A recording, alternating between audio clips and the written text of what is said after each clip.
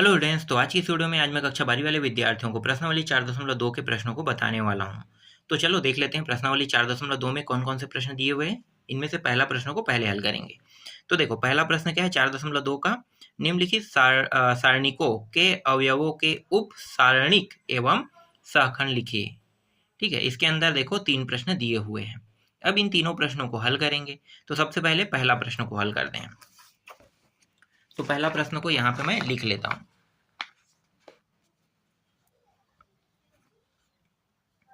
2 minus 4, 2 और कितना दिया हुआ है 3 दिया हुआ है। ठीक है, इस प्रश्न को हमें हल करना है, पहला प्रश्न को, और इसमें ज्ञात क्या करना है, उप सारणिक व सहखंड ज्ञात करना है ना। तो सबसे पहले यहाँ पे मैं लिखूंगा नीचे में माना ए आई जे। ठीक है, ये ए आई जे है ना, इसका उप सारणिक उप सा ये रहा है, सॉरी सारा उसके बाद ऋक। ठीक है, उप सारणिक इसको हटा देना है ना, उप सारणिक एम आई जे है तब एम, देखो आई जे मतलब पहले क्या होगा 1 1, तो एम 1 1। ठीक है, एम 1 1 और आई जे का मान कितने है 2, तो एम 1 1 2 का उप सारणिक कितना है, इसका जो उप सारणिक होगा, ध्यान देना है ना, उप सारणिक को अब बता दो। देखो ये जो ए आई जे है, ये इसे हम कहते हैं A11, इसे A12 ऐसे ही कहते हैं ना, इसे A13 नहीं 21 और इसे A22। तो देखो आई और जे लग गया है, तो मतलब ये क्या बताना चाह रहा है कि ये एक है, ये एक है। जब इसमें आएंगे तो ये एक हो जाएगा और यहाँ पे 2 हो जाएगा जे की जगह। ठीक है, यही चीज बताना चाह रहा है। उसका उप सारणिक जो होता है वो क्या बनेगा, आई जे बनेगा। ठीक है, आई जे। तो देखो जैसे हमने इस वाले को लिया M11 है ना, M11 का आई जे मान कितना होगा 2 होगा। ठीक है, आई जे मान 2 हो गया। अब इसका उप सारणिक बना रहे हैं, तो इसके लाइन में जो भी आएगा उसको छोड़ के हमें लिखना है। तो देखो 2 के सीधा लाइन लेते हैं तो 4 आ रहा है, तो 4 को तो नहीं लेंगे है ना, तो उप सारणिक ये नहीं होगा। फिर इसे कॉलम की ओर लेते हैं, नीचे की ओर, जैसे अभी अभी हमने रो में लिया। ठीक है, इस तरीके से रो में लिया तो ये रो में आ रहा है, तो ये 2 भी आ रहा है, 4 भी इसके सीध में आ रहा है, तो इसको नहीं लेना है। ठीक है, अब यहाँ पे देखो इसको भी ले रहे हैं कॉलम में, तो कॉलम में लेते हैं तो 2 ये एक सीध में आ रहा है, इसको भी नहीं लेना है। तो बचा क्या, ये 3 3 जो है ये तिर्यक में आ रहा है, तो तिर्यक वाला तो हमने जिक्र किया नहीं है, सिर्फ सीध वाले को नहीं लेना है। तो बचा क्या 3, तो M11 का उप सारणिक क्या होगा 3 होगा। क्लियर। अब M12 का उप सारणिक निकालते हैं। तो देखो 1 2, तो 1 2 का उप सारणिक निकालेंगे ना, तो आई जे मान कितना होगा -4। यह आई जे मान है, -4 का उप सारणिक। अब उप सारणिक इसका निकालते, देखो इसके सीध में 2 आ रहा है, इसके सीध में 3 आ रहा है, बचा क्या 2, तो 2 जो है इसका उप सारणिक होगा। ठीक है, ये समझ में आ रहा है। अब M21 है ना, ये 2 है और वो 1 है, तो 2 1, तो इसका जो आई जे का मान है वो 2 आया है, और इसका उप सारणिक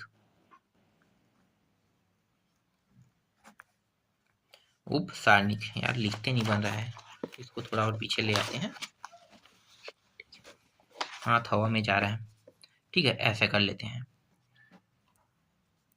अब देखो इसके सीध में 3 आ रहा है, इसके सीध में 2 आ रहा है, 4 तो नहीं आ रहा है, तो यहाँ पे -4 को लेंगे। फिर M22 3 आ रहा है ना आई जे का मान, और इसका उप सारणिक,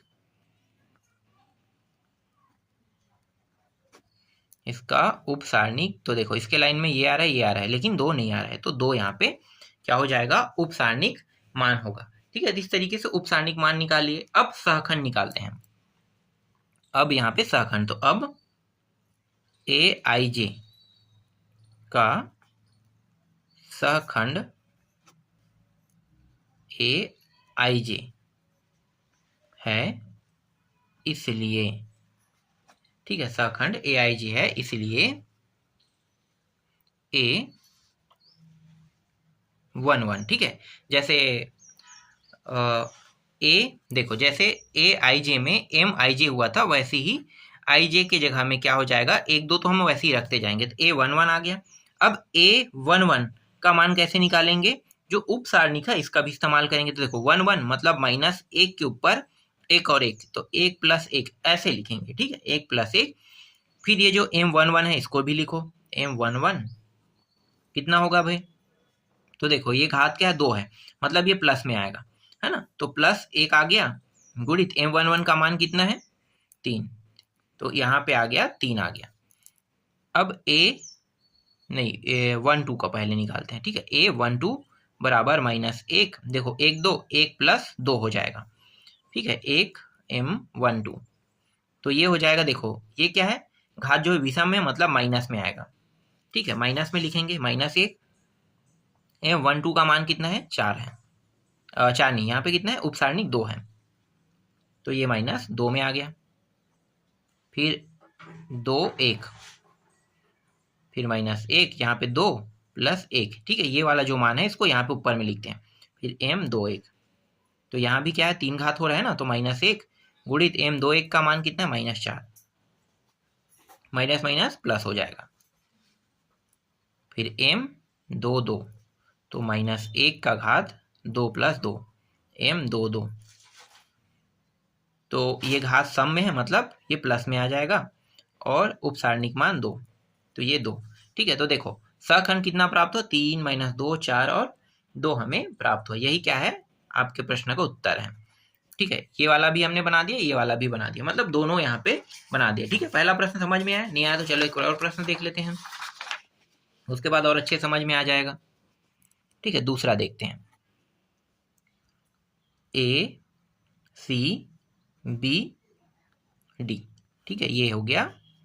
अब यहाँ पे क्या करोगे, सबसे पहले मानोगे, माना ए आई जे, है ना, ए आई जे का उप सारणिक एम आई जे है, तब एम 1 1 बराबर ए का उप सारणिक, देखो ये और ये लाइन में आ रहा है, तो कौन बस नहीं आ रहा है, ये इसके लाइन में आ रहा है ना, जो नहीं आ रहा है उसको लेना है, तो डी है, तो डी आ जाएगा। फिर एम 1 2, तो ये सी हो गया का उप सारणिक, है ना, उप सारणिक, तो सी वाले में ये आ रहा है, ये आ रहा है, बी नहीं आ रहा है, तो बी आ जाएगा। एम 2 1, तो बी का उप सारणिक, तो ये और ये आ रहा है, सी नहीं आ रहा है, सी आ जाएगा। तो यहाँ पे एम 2 2 को करते हैं हम, तो ये डी हो गया, डी का उपसारणिक, है ना, डी का उपसारणिक, तो ये भी सीध में आ रहा है, ये भी सीध में है, ए नहीं आ रहा है सीध में, तो ये ए हो जाएगा, ठीक है। अब क्या निकालेंगे, सहखंड। अब ए आई जे का सहखंड, अब ए आई जे का सहखंड ए आई जे है, तब ए 1 1 बराबर माइनस 1, ये 1 प्लस 1 और एम 1 1, तो ये किस में आ जाएगा, प्लस में आ जाएगा, है ना, क्योंकि आगे देखो घात कितना है, 2 है, सम है, सम संख्या है, तो प्लस में आएगा। फिर गुणित एम 1 1 कितना है, डी है, तो यहाँ पे डी आ रहा है। फिर ए 1 2 माइनस 1 1 प्लस 2 एम 1 2, तो ये माइनस में आ जाएगा क्योंकि घात विषम है, और 1 2 के जगह पे कितना रखेंगे, बी रखेंगे, तो ये माइनस बी आ जाएगा। फिर ए 2 1, तो माइनस 1 2 प्लस 1, है ना, 2 1 2 प्लस 1 एम 2 1, तो ये भी विषम है, मतलब माइनस में आएगा, और ये रहा सी, तो ये माइनस सी, और ए 2 2 बराबर माइनस 1 2 2 एम 2 2, तो ये प्लस में आ जाएगा क्योंकि घात क्या है, प्लस में है। तो 1 गुणित a बराबर a। ठीक है, यही क्या है, आपके प्रश्न का उत्तर है। तो 2 प्रश्न मैंने लगातार बता दिया, तो आपको अब समझ में आ गया होगा। तीसरा प्रश्न बना के देखना। ठीक है, इसमें कितना दिया हुआ है देखो, 2/2 का था ना, 3/3 का है, तो इसका थोड़ा सा बड़ा होगा, लेकिन हल करने का तरीका एकदम सेम टू सेम होगा। चलो अगला देखो, निम्नलिखित सारणिकों के प्रथम स्तंभ के अवयवों के उप सारणिक एवं सहखंड लिखे। यहाँ भी वही करना है, उप सारणिक और सहखंड ही यहाँ भी क्या करना है, लिखना है, मतलब सेम टू सेम बन रहा है। लेकिन यहाँ पे क्या कह रहा है, प्रथम स्तंभ के अवयव, सिर्फ और सिर्फ प्रथम स्तंभ के लिखना है ना, प्रथम। चलो एक प्रश्न देख लेते हैं, इस बार ना थोड़ा कठिन वाले देखते हैं। कठिन तो कोई नहीं है, लेकिन इस दूसरे को देखते हैं। ठीक है, पहले को छोड़ दो, इस दूसरे को देखो।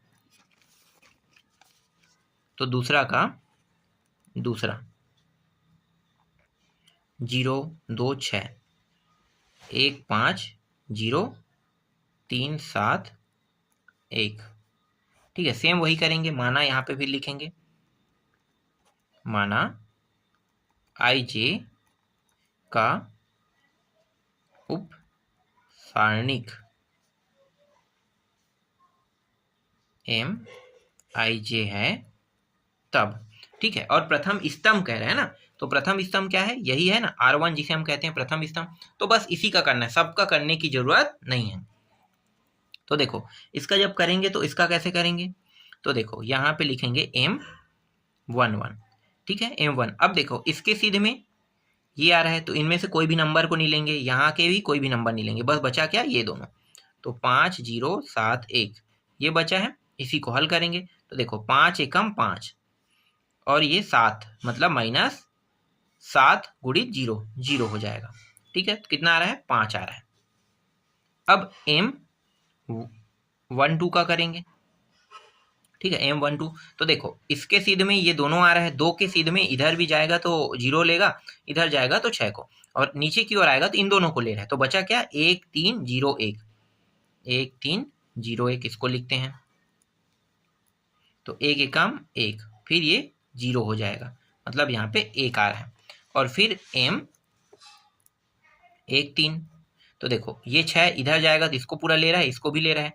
अब जो नहीं ले रहा है वो मान क्या है, ये है ना। तो 1 3 5 7, तो 7 एकम 7, 5 तिया 15, घटाओगे तो कितना आ जाएगा, ये हो जाएगा 8, है ना, -8 आ जाएगा। ठीक है, और R1 के तहत ही ऐसे हमें हल करना था, R1 है ना, R1 के अलावा और किसी को हमें नहीं लेना है। तो देखो R1 के अंदर जितने भी मान थे उनको हमने यहाँ पे ले लिया। ठीक है, तो R1 का जो उप सारणिक है वो कितना आया, 5 1 ना, 5 1 और -8 यहाँ पे प्राप्त हो रहा है। एक मिनट, यहाँ पे मैं रो के तहत कर दिया हूँ, यहाँ पे स्तंभ का है ना, मुझे थोड़ा सा मतलब मैं थोड़ा सा गलती कर दिया हूँ, कोई बात नहीं। अब स्तंभ वाला आप लोग कर लेना। ठीक है, यहाँ पे मैं रो के तहत कर दिया हूँ, एक रो बस को लेना है। स्तंभ के तहत करेंगे तो हमें इस लाइन को लेना था, है ना, सेम वैसी होगा। जब आप इस लाइन के लिए एक हल करोगे तो 0 वाला का तो मान तो यही आएगा ना, M11 का मान तो यही आएगा, बस इन दोनों का करना है। यहाँ पे मैं इन दोनों को लेकर कर दिया, मतलब R1 के तहत किया। तो ये जो पूरा प्रश्न है मैंने बदल दिया। चलो R1 के तहत ही इसको हल करते हैं। अब आप लोग क्या करोगे, जैसे बुक में कहा स्तंभ की तहत, तो इस वाले लेना। तो जब आप इसको लोगे तो ये वाला लाइन सीध में आ रहा है, ये आ रहा है, तो 2 7 5 6 को लेकर हल करना। और इसको जब लोगे, है ना, स्तंभ के इस नंबर को, तो ये वाला लाइन, ये वाला, तो दिखाई क्या दे रहा है, ये जो है इनके सीध में नहीं आ रहा, तो इन दोनों को लेकर हल करना। ठीक है, आ जाएगा, बिल्कुल आप लोगों से बन जाएगा। ठीक है, यहाँ पे स्तंभ कहा था, मैं थोड़ा सा ध्यान नहीं दे पाया, स्तंभ को पंक्ति समझ लिया। ठीक है, तो कोई दिक्कत नहीं है, बन जाएगा, सरल प्रश्न है, आसान है। आगे देखो, अब यहाँ पे इसको हल करते हैं। तो AIJ का सहखंड, बड़े AIJ है ना, तब यही वाला करेंगे, R1 के ही तहत करें तो R1 के तहत ही करते हैं। तो A11 तो -1 1 + 1 है ना, 1 + 1, और ये हो गया M11। तो ये किस में आ जाएगा, घात देखो क्या है, 2 है, मतलब सम है, तो ये प्लस में आएगा। और M11 का मान कितना है, 5, तो यहाँ पे 5 आ गया। A12 minus 1, 1 plus 2 m 1 2। देखो घात किसमें विषम में, मतलब माइनस में आएगा, और यहाँ पे कितना है 1 है, तो ये -1। A13 तो -1, 1 प्लस 3 m13। तो देखो घात फिर किससे हो, कितना हो गया, 3 और 1 4, मतलब सम में फिर प्लस में आएगा। और m13 का मान कितना है, -8, तो यहाँ पे आ जाएगा -8 आ जाएगा। यही क्या है, इस प्रश्न का उत्तर है। ठीक है, R1 के सापेक्ष अगर हम अवयव और उप सारणिक निकालते हैं, मतलब उप सारणिक एवं सहखंड निकालते हैं, तो हमें ये दिखने को मिलेगा मान, है ना। और स्तंभ के तहत निकालोगे तो आपको थोड़ा सा अलग दिखने को मिलेगा। लेकिन ये जो है A1 और ये वाला दोनों स्तंभ में पहले पहले में तो रहेगा ही रहेगा ना, बस इन दोनों के लिए अभी हमने नहीं निकाला है। तो प्रश्न जो है थोड़ा सा बनाते बनाते मैंने बदल दिया। अब गलती से ये बदल गया, समझो मैं प्रश्न को देख नहीं पाया कि ये स्तंभ के तहत कहा गया था, है ना, मैं उसे रो समझ के हल कर दिया। तो कोई दिक्कत नहीं है, आप लोग बना लोगे, मुझे पता है आप लोग इतना इंटेलिजेंट तो है हो ही कि इन प्रश्नों को आसानी से हल कर लोगे, है ना। बस ऐसे ही करना है, कुछ नहीं है, बहुत आसान आसान प्रश्न है। अब देखो अगला प्रश्न, देखो अब तीसरा प्रश्न, निम्नलिखित सारणिक में अवयवों को उप सारणिक और सहखंड ज्ञात कीजिए, है ना, और सत्यापित कीजिए कह रहा है, इसको सिद्ध करना है। ठीक है, तो चलो हल करते हैं। तो सभी के क्या ज्ञात करना है, अवयवों का उपसारणिक और सहखंड भी ज्ञात करना है, सबका। ठीक है, तो चलो सबका निकालते हैं। तो यहाँ पे मैं सबका नहीं निकालूंगा, सबका निकालूंगा तो और टाइम वेस्ट होगा ना। तो जो सिद्ध करने वाला है, सत्यापित करने वाला है, बस उसी का निकालता हूँ, बाकी का निकाल लेना। ठीक है, तो सबसे पहले जो जो अवयव दिए हैं उनको लिख लेते हैं। तो 2 - 3 5 6 0 4 1 5 -7। ठीक है, ये दिया हुआ है, इनको पहले लिख लेते हैं, ये हो गया। ठीक है, अब इसको देखो, यहाँ पे A11 A31 A12 32 है ना, इसी को सत्यापित करना है। लेकिन सभी के उप सारणिक निकालना है और सहखंड भी निकालना है, तो मैं सबका नहीं निकालूंगा। देखो A31 32 और 33 के ही बस निकालूंगा, बाकी का निकाल लेना, पता है कैसे निकालते हैं ना।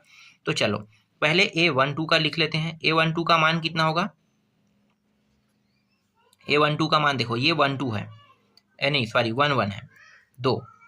इसके बाद A12 ये वाला है ना, बराबर -3, और A13 5। ठीक है, माना AIJ है ना, AIJ का उप सारणिक MIJ है, तब तो देखो M31। ठीक है, मैं सबका नहीं निकाल रहा हूं, मैं सिर्फ इस नीचे वाले पंक्ति का निकाल रहा हूं, ऊपर के दोनों पंक्ति का निकाल लेना, क्योंकि सत्यापित करने में इनका जरूरत तो पड़ेगा ही पड़ेगा, है ना। तो M31 का निकाल रहे हैं, तो 31 मतलब इसको लेंगे, तो देखो इसके सीध में ये आ रहा है और ये आ रहा है, इन दोनों को छोड़ दो, अब क्या दिखाई दे रहा है, एक मिनट, हाँ वही है ना, -3 दिखाई दे रहा है, और यहाँ पे 4, फिर यहाँ पे 0 है ना, यहाँ पे कितना है 0, और यहाँ पे 5 है। तो देखो ये हो गया -3 5 0, और ये रहा 4। अब देखो इन दोनों का गुणा करेंगे कितना आएगा, -12, और इन दोनों गुणा करेंगे 0, तो यहाँ पे कितना प्राप्त हुआ, -12 जो है वो हमें प्राप्त हुआ। ठीक है, अब M32 का निकालते हैं। तो देखो ये वाला लेंगे तो इसके सीध में ये आ रहा है, ये आ रहा है, तो 2 6 5 4 नहीं आ रहा है, तो 2 6 5 4 को लिखेंगे, तो ये हो जाएगा 4 दूनी कितना हो गया 8, और -5 छक्के 30, घटाओगे तो कितना आ जाएगा -22। M33, तो इस वाले लाइन को लेंगे इस वाले में, मतलब ये दोनों सीध में आ रहा है, तो सीध वाले को तो नहीं लिखते ना, तो जो बचा है 2 6 -3 0, 2 6 3 0, तो ये हो जाएगा 0 माइनस माइनस प्लस, और ये 6 12 6 18, तो यहाँ पे कितना आ गया 18 आ गया।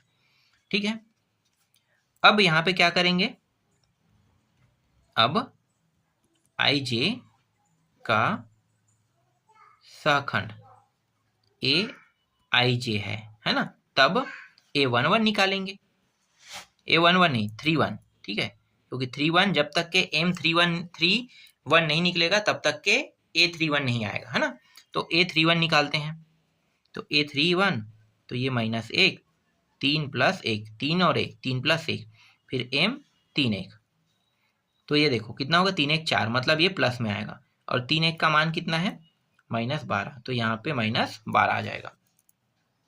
फिर M32 -1, 3 + 2, M3 + 2, तो देखो ये 5 है ना, तो घात 5 मतलब विषम है, तो ये माइनस में आएगा, और 32 का मान कितना है -22, तो माइनस माइनस कितना हो जाएगा, मतलब गुणा होके क्या हो जाएगा प्लस, तो +22 है ना।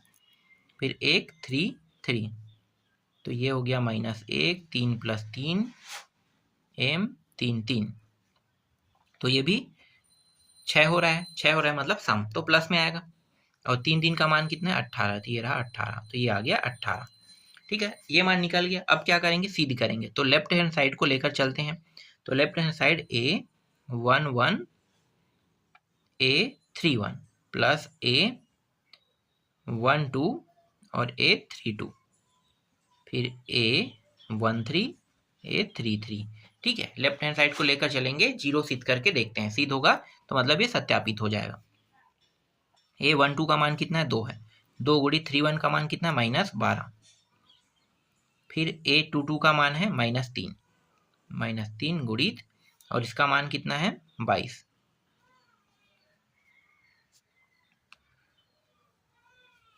फिर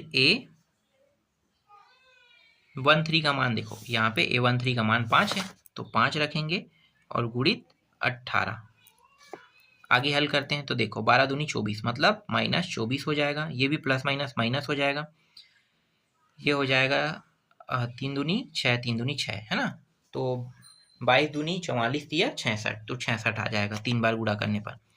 फिर यहाँ पे इन दोनों को गुणा करते हैं, तो 8 पंचे 40 का 0, 5 एकम 5, 5 4 9, 90, ठीक है, यहाँ पे 90 आ रहा है। अब इन दोनों को जोड़ दो, क्योंकि ये दोनों माइनस में है, तो ये हो गया 0, 6 और 2 8 और एक हासिल करें 90, ये भी हो रहा है, ठीक है, 90 प्लस माइनस होने के कारण कट गया, तो कितना आ रहा है 0, ठीक है, तो 0 जो आ रहा है ये क्या है, राइट हैंड साइड है, राइट हैंड साइड क्या हुआ, सिद्ध हुआ, ठीक है। इस तरीके से आपका जो तीसरा प्रश्न है वो यहाँ पे कंप्लीट होता है। देखो तीसरा प्रश्न आसान है ना। अब देखो अगला प्रश्न, यहाँ पे क्या कह रहा है, सारणिक,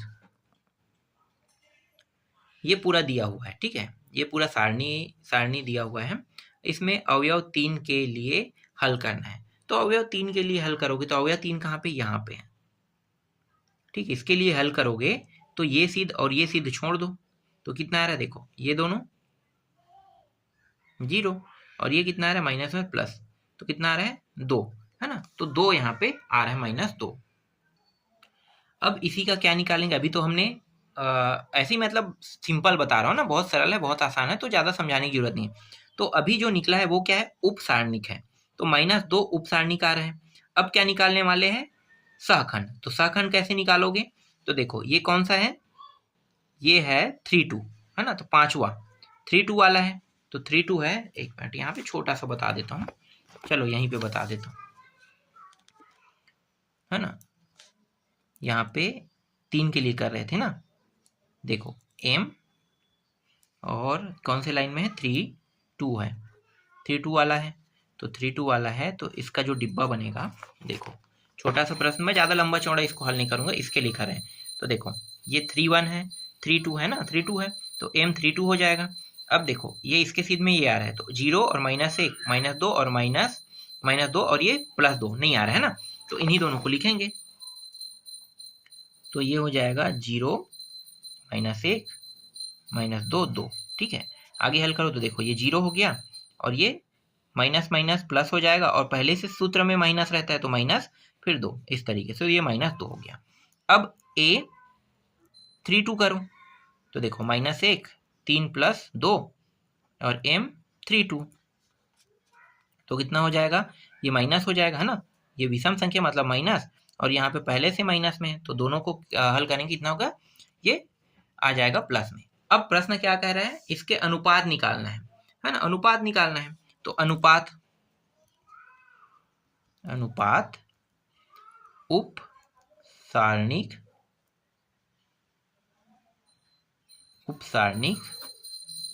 बटा सहखंड, ऐसे ही करेंगे। तो ये M32 A32, तो M32 का मान कितना, -2 और इसका 2, तो एकम 2 एकम, मतलब ये आ गया। तो -1 जो है इसका उत्तर है। तो इस तरीके से देखो, शॉर्टकट तरीके से मैंने प्रश्न क्रमांक 4 को पूरा बना दिया है ना। थोड़ा सा डिटेल से नहीं बताया हूँ, लेकिन मैंने इसे समझा दिया है आप लोगों को। ये बन जाएगा आप लोगों से। देखो पांचवा और अंतिम प्रश्न, यदि अवयु 2x + 4, 4x + 5 तीन अव्यत्क्रमणीय हो तो x का मान ज्ञात कीजिए। x का मान ज्ञात करना है, चलो इसको कैसे बनाओगे। तो पांचवा जो प्रश्न है इसको हल करते हैं। तो जो दिया पहले उसको लिख लेते हैं ना। तो अवयु A